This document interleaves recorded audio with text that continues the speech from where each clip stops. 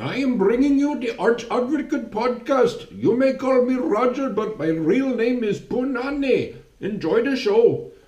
Arch Advocate podcast. Thank you so much for joining us today. We've got some Brett Kavanaugh stuff, a little bit more to get into. The saga continues. Wu-Tang, Wu-Tang.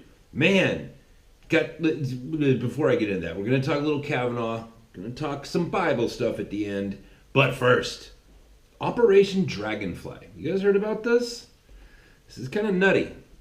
And it kind of reminded me of, now, obviously, Charlton Heston is one of the greatest actors who ever lived, right? Played Moses, played, he was the guy in what was it, not the Land of the Apes, but whatever, the ape movies. What was that movie called? Holy crap. Land of the Apes, Lost in Apes, golly. Anyways, he was in the ape movies. Remember, at the very end, it turns out that the big twist at the end of the movie was that he was on Earth the entire time, and the Statue of Liberty was on the shore. He's like, "God damn you, dirty apes! Damn you to hell!" Whatever he said. That was Charlton Heston. Man of strong faith, head of the NRA for many years. But one of his final movies was True Lies. Remember that? Arnold Schwarzenegger was like a CIA agent or whatever.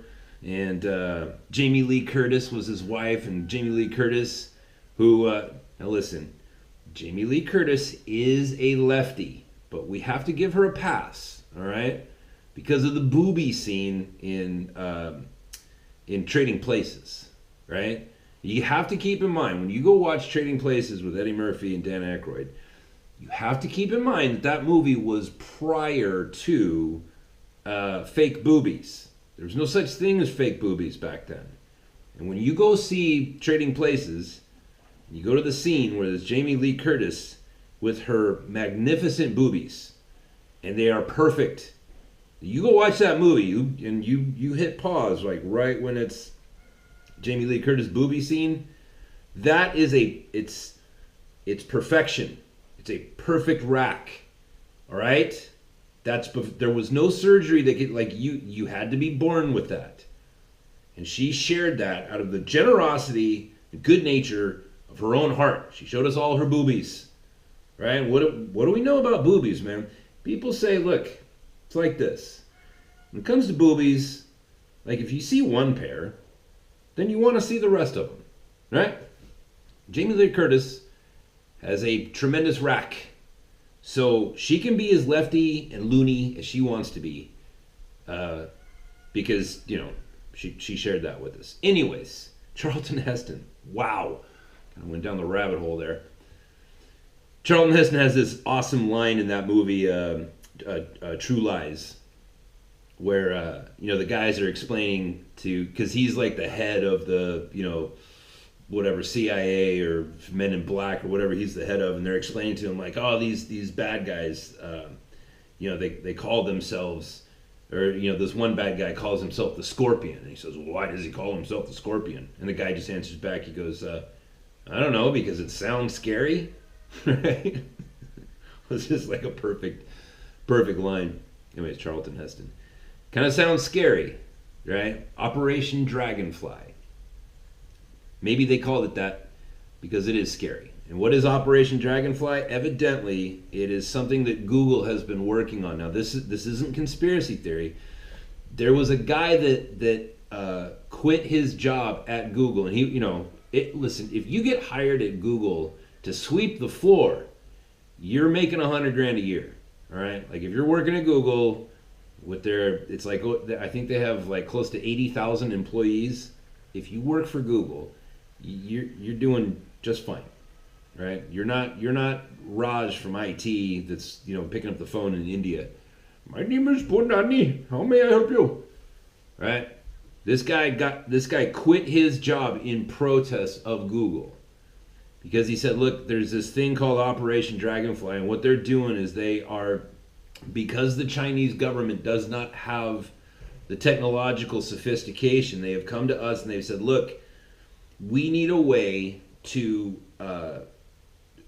tie together people's individual phone numbers with their Google search and what they do online, so that we can tag them and identify them. Right? That is some deep state. You know what I mean? That is a clear violation of human rights. It is obviously the intention behind that is to be able to identify dissenters and that sort of thing, because China right now is going through a very weird thing. Like they're trying to go back to Maoist China. They're trying to, the president Xi Jinping has decided that he wants to be the emperor, and so he's removed term limits from his position. They have resumed an old, not ancient, not even very old tradition of executing religious people, mainly Christians. Right? That was something that happened in like the 80s and 90s. And I remember that. I remember Chinese people coming to our church and saying, "Listen, you people, you have no idea what's going on in China." Right? They are killed. Like if we get found with a Bible, we get either sent off to a gulag or we get killed or whatever. And we would be horrified as Christian people, as American people. Like, you don't even have to be Christian for that to, you know what I mean? It's like, what do you mean? Like, this is, in America, like if you want to be a Scientologist, be that kind of a weirdo, go right on ahead. If you want to be a Jehovah's Witness, knock on people's door at 8 o'clock in the morning on Saturday and piss everybody off, go right ahead. Do whatever you want to do, man. It's your world. I'm just a squirrel. These people would come over from China, these Chinese dudes and women, and they would be like, dude, you guys don't even understand. Like, if we get found out for following Jesus Christ, we will be executed or enslaved. Like, think how hard that is to even digest even that thought. Like, what? Why wouldn't you just be able to be the captain of your own soul? Why wouldn't you be allowed? Like in America, it's like, dude, if you want to be an atheist, just go be an atheist, man. Right? There's lots of people that'll be your friends if you're an atheist. There's lots of people. Hey, man, you want to go join Scientology? Guess what? You'll be in the same group of people that Tom Cruise is in. Good for you, bro. You know what I mean? Do whatever you want to do. Have a god, don't have a god, worship 1,000 gods. Do whatever you want to do, but not in China. Right? They killed Tibetan monks. Right? That's the whole, like the reason why the Dalai Lama is famous. It's not because he's a chill dude. It's because like the Tibetan monks, which he's like the head dude of, they've been getting slaughtered by the Chinese government for a long time. And Tibet has been saying like, look, we don't want to be China. We are Tibet. Leave us alone and let us have our own sovereignty. And China's like, nope. And the fact that the Chinese government is going to Google and saying, hey, listen, we don't know how to do this, so how about we just pay you a bunch of money and you can build this thing for us to spy on our citizens so that we can find out who the Christians are, who the Tibetans are, who the people that are looking up things online to expand their minds and to find out like what's going on in the rest of the world. We need to know who these people are, man. Those people are dangerous. Operation DragonFly. Don't forget that phrase, Operation DragonFly. A dude left as an act of defiance. He left Google and made it public, and he said, listen, the reason I'm leaving is because these people are building this sinister thing for the Chinese government. Right? Now again, you could be sitting there thinking like, oh, I don't care what goes on in China, dude. I live in America. This is America. We speak American. This affects you. Just hang on. Right? I'll get there. The guy that used to be, and I'm sorry I don't know the names pulled up, but the guy that used to be in charge of Google, the head dude, he left as well, and like about 8 years ago, he refused to do this for China. And he made it very public, and it cost Google a lot of money because China shows up with big bags of money. They're like, look, we'll give you all this money. You just have to build this thing so we can spy on our people. And the head of Google at the time said, yeah, we've got enough money. We're good. We're not doing that. That sounds evil, and our motto is don't be evil. And that's evil.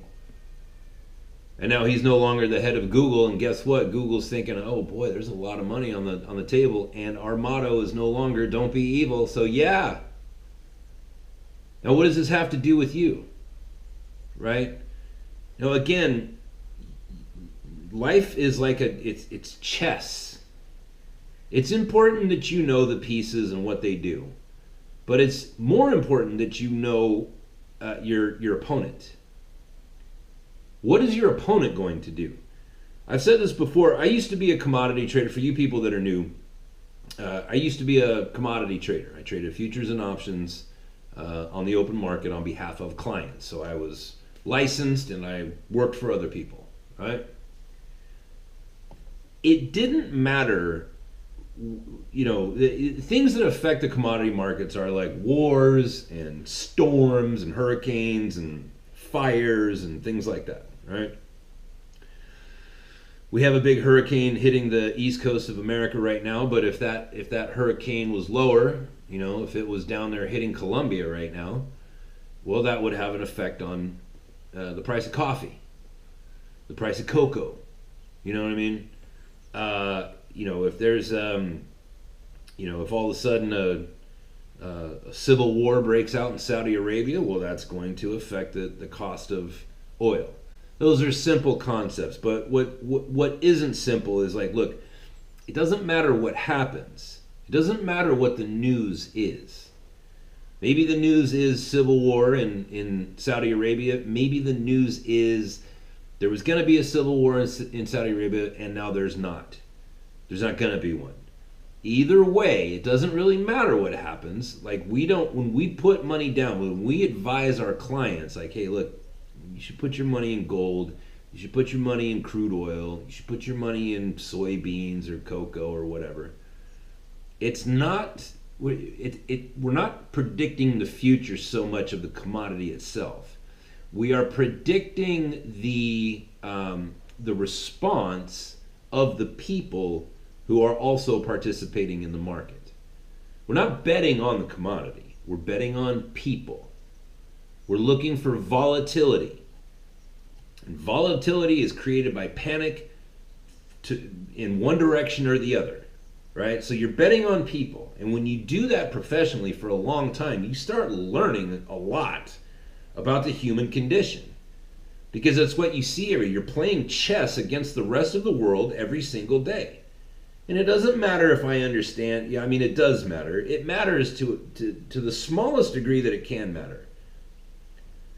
It matters that I know that, my horsey looking pieces move in an L shape, and my, sort of phallic looking dick looking piece, moves diagonally. It matters that I understand that my queen can move wherever she wants, but my king can only move, one step at a time, and the pawns can only move, the way that they move. Doesn't matter.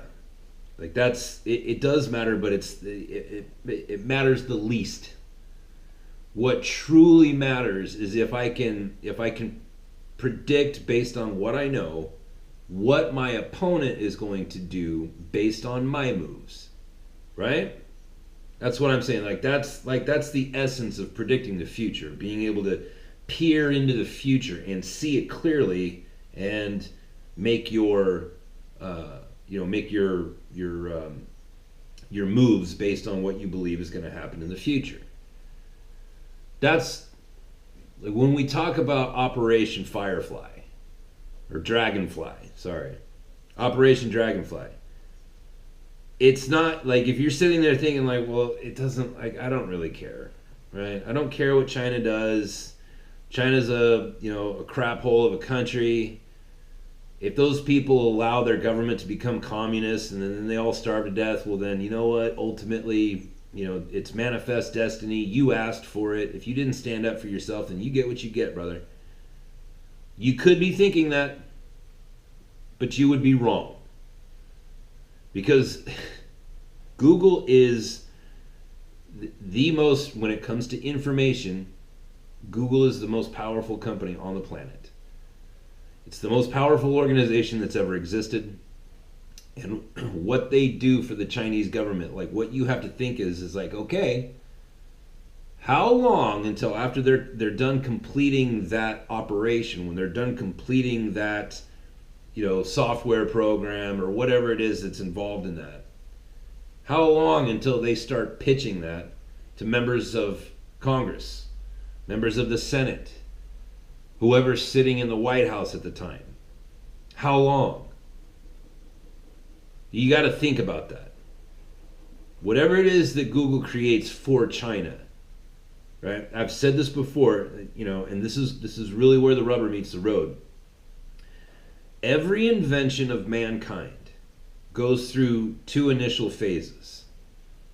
It doesn't always happen right away, but this always happens. Anytime something is invented, it goes through commodification and then weaponization. Almost always in that order, right? How can I sell this? How can I kill somebody else with it? Oh, look, we've discovered how to harness, how to generate and harness and transport electricity. This is fantastic. I'll be able to sell electricity to people in their homes, and that way they can keep the lights on, and they'll be able to create things like heat, electric heaters. And that way people don't have to gather wood all year for the winter. I can just sell them electricity, and life will be better for everybody. Fantastic. And I'm going to get rich in the process. Because with all this newfound time that people are going to have on their hands, since they don't have to go gather wood anymore, those people will be working instead, and they'll be earning more money. And since they're earning more money, I can then charge them for the electricity at a discount, right? They're gonna make more money, and I'm gonna make more money, right? They're gonna be able to keep more of their own money, and I'm gonna be able to make some of their money. Where everybody's gonna win. It's gonna be beautiful. Now, what was the very next thing? Let's take people on death row and plug them into this electricity and cook them to death, right? The guy that discovered what was it, like nuclear fusion or whatever, like the guy who's responsible for like the reason why we have atomic bombs now was Oppenheimer. He was same thing, man. Like he was just like, look, I think I figured out a way to have free electricity. Right? There's atoms everywhere, man. They're everywhere. Can't you see them? And we can keep splitting these things and just making free electricity. This is going to be awesome. What was the very next thing that happened? Like we almost wiped out an entire race of people with that weapon. Right? Commodification, which Google has done, right? Hey, we figured out how to transfer information real fast. All of it.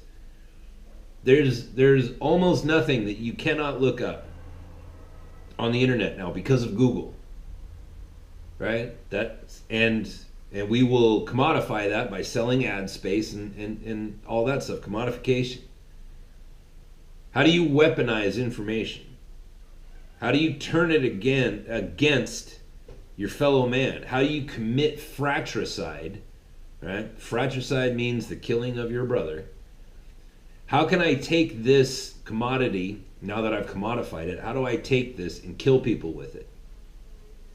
How do you do that with information?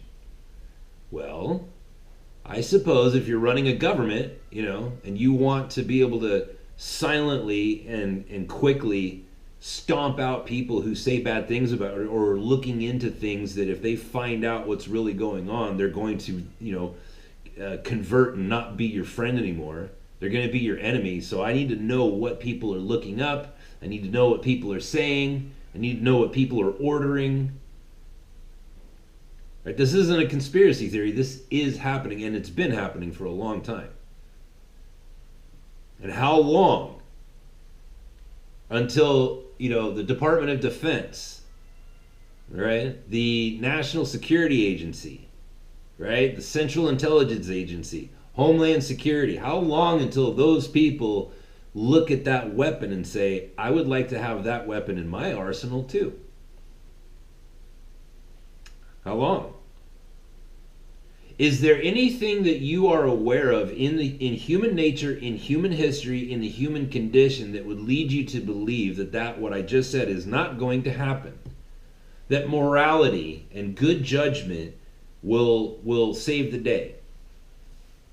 What do you know about human history and the human condition that is different from what I know? I'd like to hear it. Well, I'd like to hear it. What was that movie from? Well, I'd like to hear about it, potheads.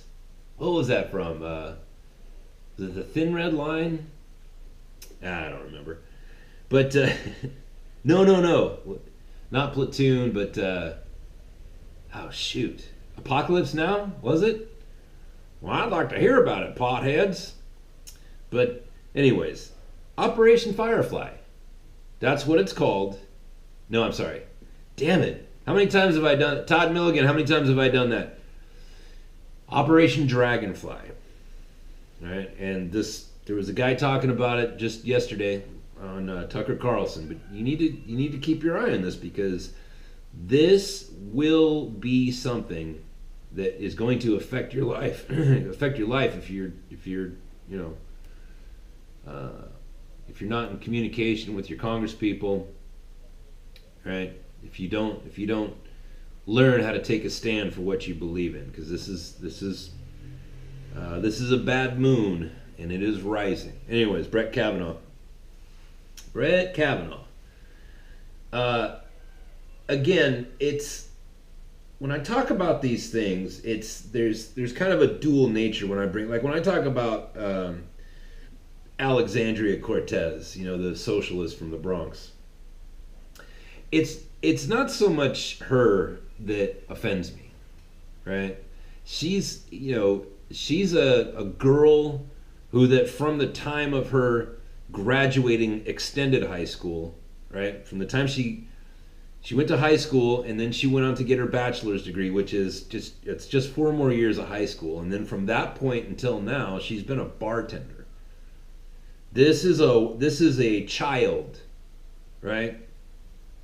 She's never grown up and joined like the workforce. She's always been doing like the kind of BS jobs that you do in high school and college, bartending, delivering food. You know what I mean? Like never, there's all kinds of jobs. Like I had a friend that worked for Albertsons, the grocery store, for over 20 years. He got that job when he was like 16. So, he was 36 when he was eligible for retirement. You know what I mean? Like, and he was getting paid very well. He was making very good money. Not like 100 grand or anything like that, but he was probably making 65 grand a year. That's good money for somebody who didn't go to college. He just worked his ass off and, climbed the ladder. He retired at 36, and then he started going to college to become a nurse. Because I don't know if you know this or not, but registered nurses, RNs, particularly in California, those people start off at like 80 grand a year, and they know a lot of stuff. They're basically doctors, just without a doc. You know what I mean? Like they're very nurses for an RN. Like RNs are very well educated. But my point is this: is like, look, there's a lot of different things that you can do to actually join the workforce. You can do it as a teenager. Like you can go to college and then try to do it. Like there's a lot of different ways to go about it. But continuing to have a job as a bartender, like that's not a career path. Bartender is a job that you do until you figure out what you really want to do. And maybe what you figure out is that you want to buy your own bar someday and own it. Then that's a career path. But Ms. Cortez never did that. She was just, carrying, Mexican food and pouring drinks for people until she was 28. I'm not offended by the fact that she knows nothing about economics. I'm only slightly offended by the fact that she's allowed to get on TV and talk about economics and I'm not. You know what I mean? Like, I look at her and it's like, why is anybody letting you speak? You clearly know nothing, right? I worked in finance for over a decade, right? I'm pretty smart when it comes to that sort of thing, but let me assure you, after working in as a career, as a guy who was making six figures a year, as that kind of person, like I worked in finance. And you have to constantly cram your brain full of knowledge about economics. And after all that time, I can assure you that out of everything there is to know about economics, maybe I know, 10% of it. You know what I mean? And I worked in that field. You know what I mean? Like, I studied economics, and people paid me to do that for a long time. And I know maybe 10% of all there is to know. Right? And I think anybody, any commodity trader, any stockbroker, anybody who's honest, they'll tell you, like, yeah, I know a lot. I know more than the average dude, but there's a lot to know, right? What Alexandria Ocasio-Cortez knows is 0%. She knows nothing. She knows nothing about economics.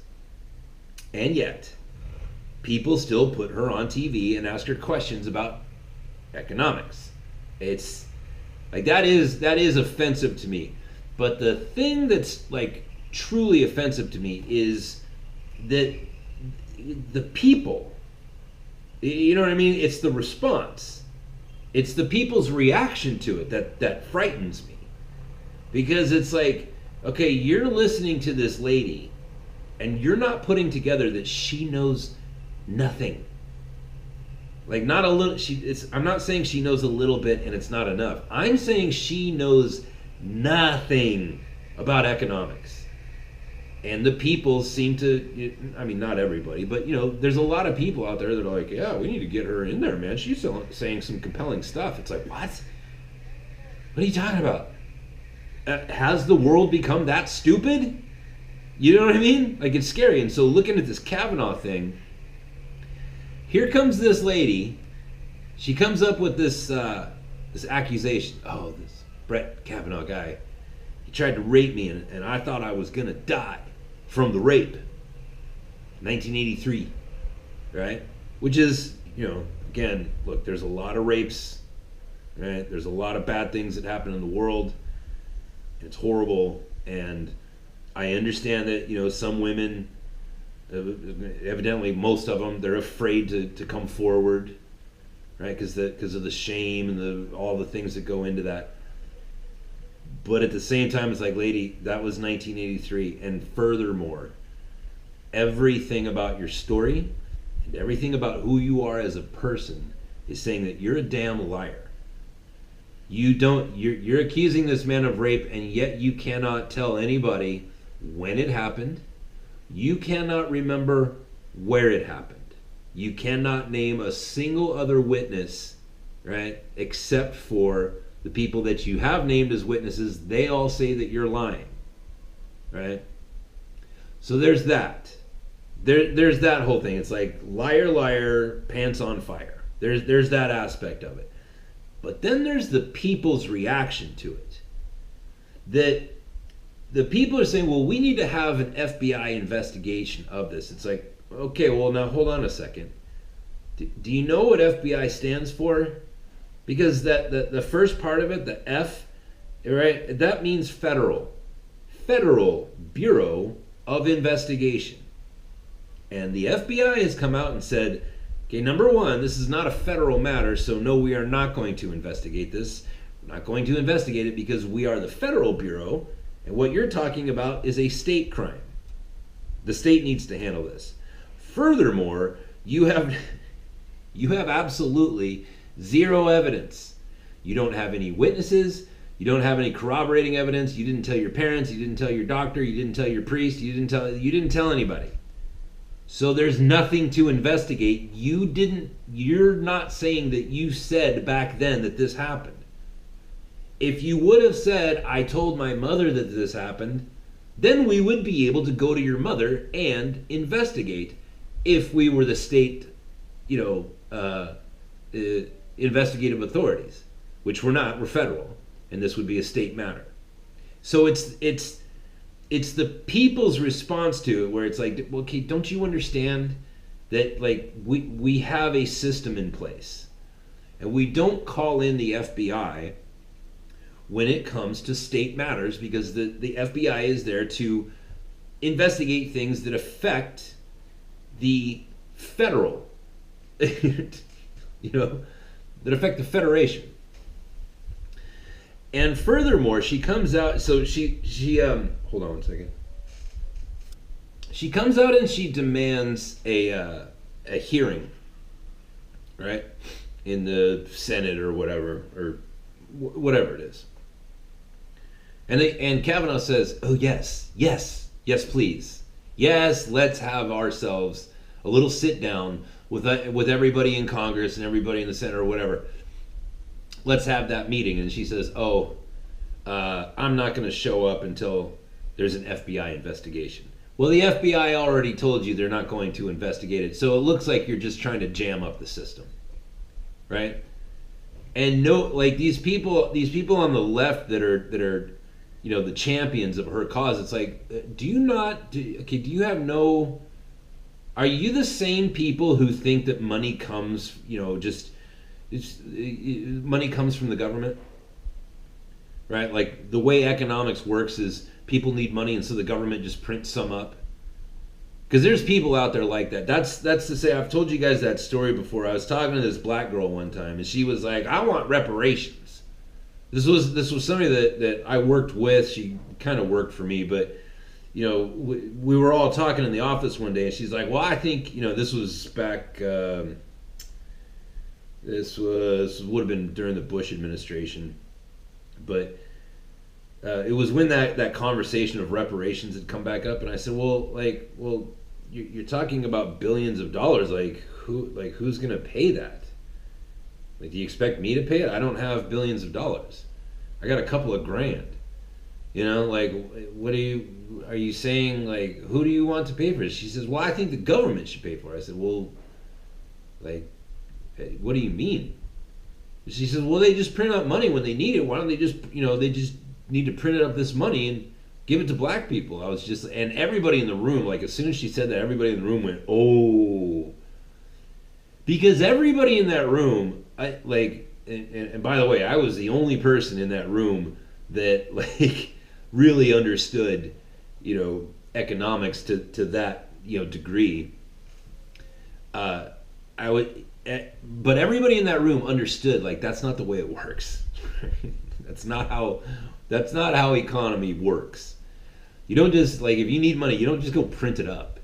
Matter of fact, there's laws against that. But that was her understanding of, the problem with reparations, was that the government was just refusing to print up more money and give it to her. You know what I mean? And I really, I felt bad for her, because that was her understanding of economics. It was wow, you know less than nothing. Your lack of knowledge isn't neutral, it's dangerous. You're so stupid, you're going to hurt somebody with your stupidity. Probably your children. And then your children will hurt other people because you raised stupid children. Right?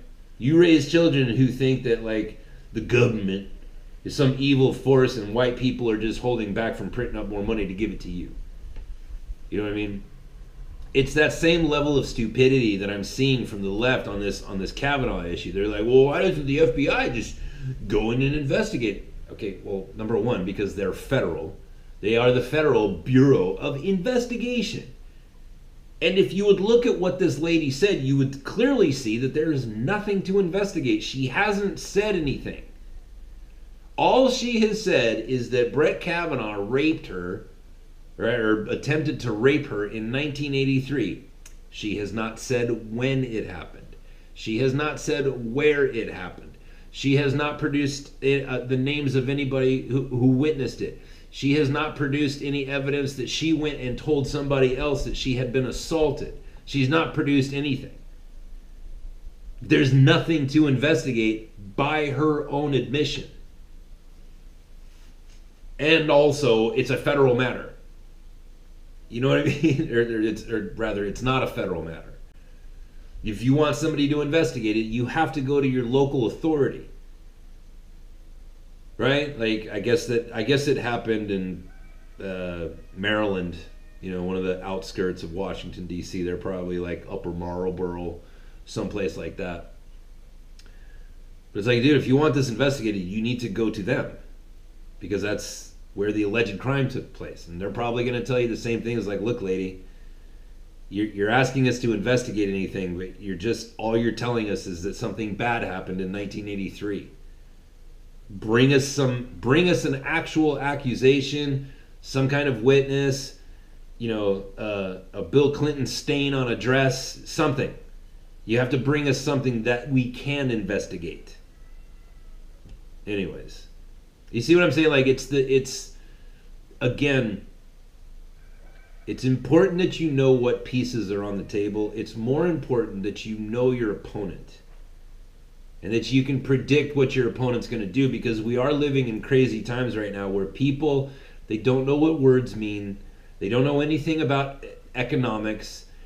Everything's a team mentality where it's like, well, as long as the Democrats can besmirch the name of this good man, then I'm happy. Because then that somehow in my mind, that looks like it's good for me. Because then I feel like a winner. It's like, no, dummy. Like, we're all Americans. We're all here. We all have to figure this out together. And the longer you keep this team mentality thing going, particularly when it comes to like, well, now you want to rewrite the rules. And by rewrite, I mean throw them out the window. You want to completely discard the idea of due process. We're just supposed to believe this lady because she's a woman? Because she's accusing a man of rape. People go to prison for good reason. Rightfully so. People go to prison for rape. And you're just saying, well, we just need to throw due process out and take men who are accused of rape and just not give them any due process, not assume that they're innocent until proven guilty. We just need to throw these people in prison. I'm looking at these people going like, wow, you're becoming harder and harder to predict, because like it's now we're in a situation where like my only prediction that I can make about you is that you're going to not only be unpredictable, but you're going to be stupid, clumsy, and violent. And that's something we all need to keep our eye on, right? Now on to Bible stuff. Here's the funny thing about biblical history, and maybe you've never quite seen before. You've heard me bash on socialism quite a bit. Now, who invented socialism? Well, it was Karl Marx, right? With his the Communist Manifesto. You would think that, right? That's the most believed. It's actually not true, right? Karl Marx was the first person to write it all down, but the first time that we can see socialism being played out is actually in the Bible. Right? What had happened is when the early Christians were outcasts in Jewish culture. If somebody converted to Christianity and said Jesus Christ is in fact the Messiah, who's God on earth, I'm going to follow him from nowadays. Or from now on, what would happen is the parents of that kid would have an actual funeral for that person and say, well, you're dead. You're dead to me. Right? It was very bad in Christians, and they weren't called Christians, by the way. They were called the people of the way, right? Because Jesus said, I am the way, the truth, and the life. So before the term Christian came about, they were called the people who walked in the way. Or just the way, right? That's what the church was called. It was called the way. And there was a rich guy I believe it was Nicodemus, who had given the early Christians a big plot of land, and he said, "Look, you guys can live on this land. I'm not going to charge anything for it, and then you can set up your tents and have your families, and then go out and get whatever work you could find, because even like Christians had a hard time even getting hired, right, for work. So times were very rough on the early Christians.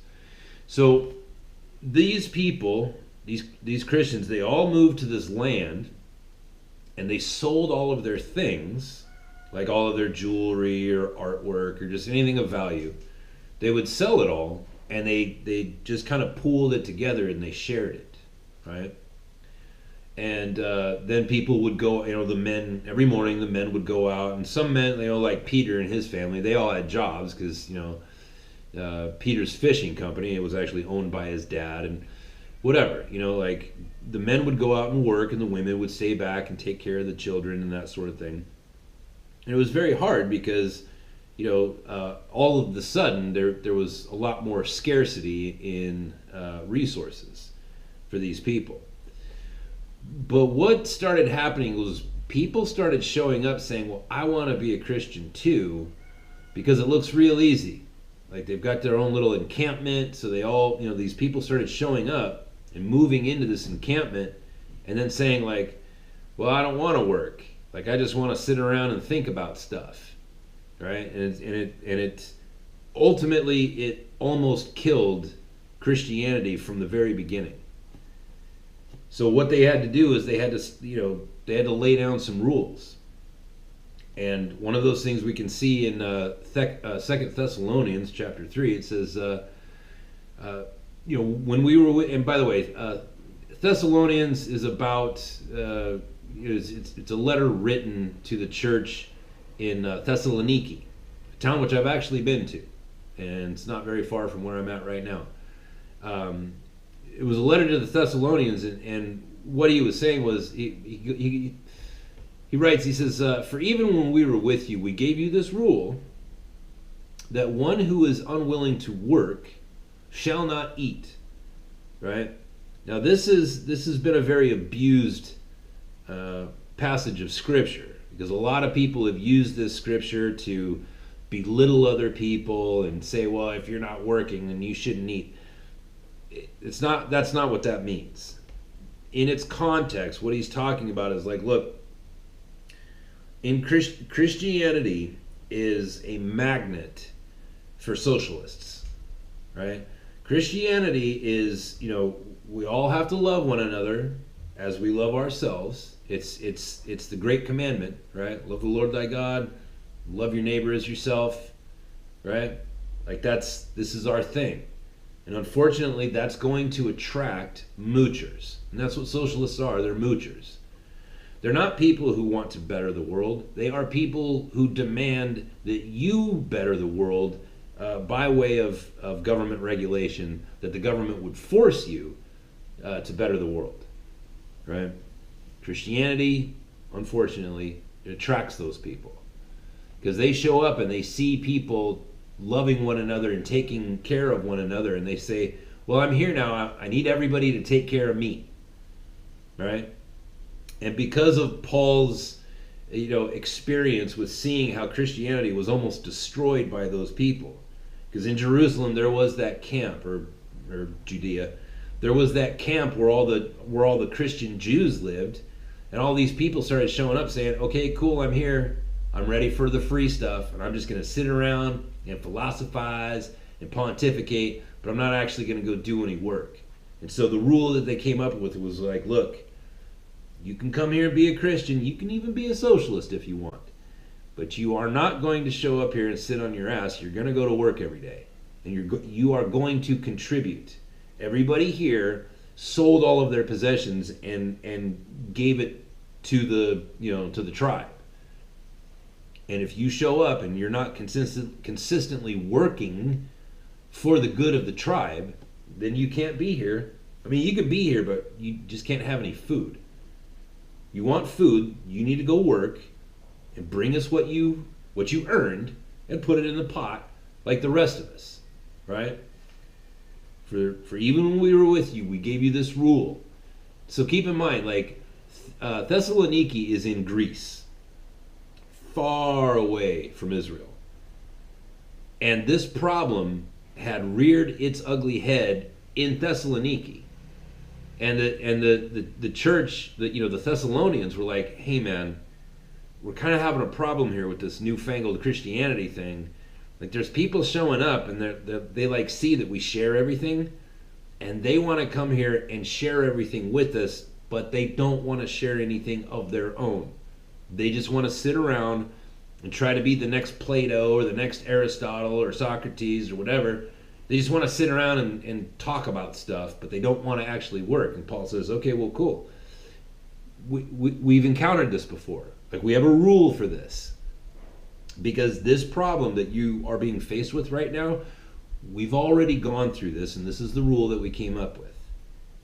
If you want to come here and you want to hang out with us and share our stuff, that's great. Come one, come all, the more the merrier. But if you don't work, then you don't eat. You can't just show up and demand that we share our things with you, but you don't share your things with us. And that's Bible stuff for today. Like, there's, I could get way more into that, but like, that's, if you ever want to do a study of like what almost killed the early church, that's a really good. That was one of the very first things that almost ended Christianity. And I will be talking from time to time. There are many points in the history of the Christian church where the whole thing almost stopped. Right? Someday I'll tell you about the building of St. Peter's Basilica there in the Vatican. That almost ended the church. That almost killed Christianity. Socialism almost killed Christianity. You can study your Bible and study commentary, and you can see, like, wow, dude, Marxism, socialism almost ended Christianity. All right. Anyways, that's the show for today. I appreciate you guys so much. Hey, if you want to support the show, takes money to make money, baby. Go on to archadvocate.com. arch-advocate.com. Give us a little dough, would you? That's you can do it PayPal, you can do it Patreon. Like, if you want to be a monthly supporter, give $1 a month. Give $1,000 a month, man. Come on, it's not that much money. Whatever you want to do is great. I appreciate every bit of it. And once you do that, I will read your name out on this podcast, thus making you famous in front of all of your friends. That's how fame works, people. It's like a magic wand. Thanks for tuning in, and I will talk to you tomorrow.